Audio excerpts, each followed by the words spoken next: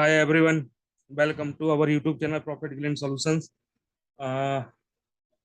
आज मैं आप लोगों को जो ग्रिड टाइड सोलर इन्वर्टर होता है उसके बारे में क्लियर करने जा रहा हूँ कि कैसे जो डाटा शीट होती है उसकी इन्वर्टर की डाटा शीट को कैसे रीड करते हैं। ये चीज़ें क्लियर करने जा रहा हूँ। और आपको इन्वर्टर की डाटा शीट को रीड करने आना चाहिए कि इन्वर्टर की डाटा शीट के अकॉर्डिंग ही आप स्ट्रिंग की साइजिंग करोगे। एक स्ट्रिंग में आपको मिनिमम मॉड्यूल से लेकर मैक्सिमम मॉड्यूल कितने कनेक्ट कर सकते हो, ये आपकी इन्वर्टर की डाटा शीट के ऊपर डिपेंड करेगा। और इन्वर्टर की डाटा शीट में जो आपके एमपीपीटी होता है, मैक्सिमम पावर पॉइंट ट्रैकिंग जो होता है, उसके अकॉर्डिंग ही आप स्ट्रिंग्स की डिजाइन कर सकते हो। अगर बिना स्ट्रिंग की डिजाइन किए हुए आप सोलर प्रोजेक्ट की पूरी डिजाइनिंग नहीं कर सकते हो। कितनी स्ट्रिंग बनेगी, एक स्ट्रिंग में कितने मॉड्यूल आएंगे, जब तक आपको नॉलेज नहीं होगा तब तक आप सोलर प्रोजेक्ट की डिजाइन नहीं कर सकते हो। और ये आपको नॉलेज होना काफी जरूरी है, इम्पोर्टेंट है। तो आपको ये इम्पोर्टेंस रखता है, तो आपको ये डिजाइनिंग करना आना चाहिए। अब जैसे कि सामने आपने प्रिंट स्क्रीन पे देख रहे होगे कि इसमें मैंने एक हिटाची का ग्रिड टाइप सोलर इन्वर्टर लिया हुआ है। अब इसमें जैसे सिंगल फेस दिया हुआ है, तो सिंगल फेस तो चलो मैं नहीं बता रहा हूँ आपको। आपको थ्री फेस के लिए दिखाता हूँ।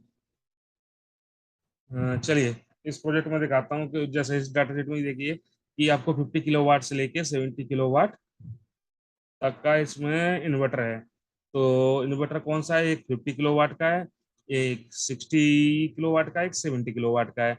अब आप देख रहे होंगे इसमें रिकमेंडेड पीवी इनपुट पावर लिखा हुआ है 55 किलोवाट, 66 किलोवाट, 77 किलोवाट। ये क्यों मेंशन है इतना ज्यादा? इससे क्योंकि ये 50 किलोवाट है और यहाँ 77 किलोवाट है, 60 किलोवाट है, 66 किलोवाट है। तो ये तो मैं अपने कोर्स में आपको क्लियर करूंगा कि कैसे ये इनमें डिफरेंस क्या है। तो मैं आपको सिर्फ जस्ट शो कर रहा हूँ, ओवरव्यू दे रहा हूँ कि ये मतलब कोर्स में सारी चीज़ों को हम क्लियर करते हैं। आप देख सकते हैं कि एमपीपीटी इसमें 3 दी हुई है। पर एमपीपीटी का आपका कितना किलोवाट लोड है ये मेंशन किया हुआ है। अब ये 3 एमपीपीटी क्यों दी हुई है आपको, सिंगल एमपीपीटी क्यों नहीं दी गई? अगर सिंगल एमपीपीटी दे तो तब भी क्या प्रॉब्लम आती है, अगर 3 एमपीपीटी दी है तो क्या प्रॉब्लम आएगी, या क्या अच्छा का क्या बेनिफिट है, क्या लॉस है? ये सारी चीजें क्लियर करेंगे। कितनी एमपीपीटी देने का क्या क्या बेनिफिट है, क्या लॉस है। अब बेनिफिट है तो 3 से ज्यादा क्यों नहीं दी गई? तो ये सारी चीजों को हम आपको अपने कोर्स में क्लियर करेंगे। और एमपीपीटी देख सकते हैं कि कितने number of DC inputs mention किया हुआ है, ये भी मेंशन किया हुआ है। और मैक्सिमम इनपुट वोल्टेज भी मेंशन है, और ये आपकी एमपीपीटी रेंज है।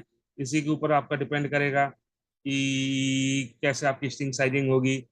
और ये इनपुट वोल्टेज है, तो ये आपको मेंशन किया हुआ है कि MPPT range, DC voltage range, ये मैक्सिमम दी मेंशन की हुई है। ये एम्पर में एम्पियर मेंशन किया हुआ है पर एमपीपीटी का। तो ये कोर्स में हम क्लियर करेंगे ए टू जेड जो भी चीजें हैं। ये तो आपको बता चुका हूँ कितना किलोवाट का ये एम्पियर है। ये three phase neutral, phase to earth, ये सभी जो भी है कि हम आपको टीएचडी क्या टोटल हार्मोनिक डिस्टॉर्शन 3% से बिलो दिया हुआ है।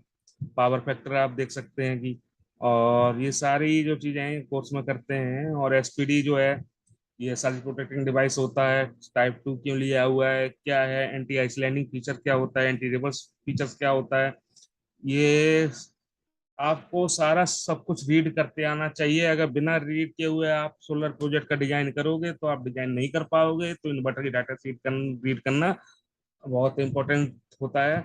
और ये सारी चीज़ें हम कोर्स में प्रोवाइड करते हैं। हमारे कोर्स को आप ज्वाइन कर सकते हैं। ज्वाइन करने के लिए हमने आपको पहले भी मेंशन किया था कि हमारे कोर्स का नाम solar power project and sub station design है।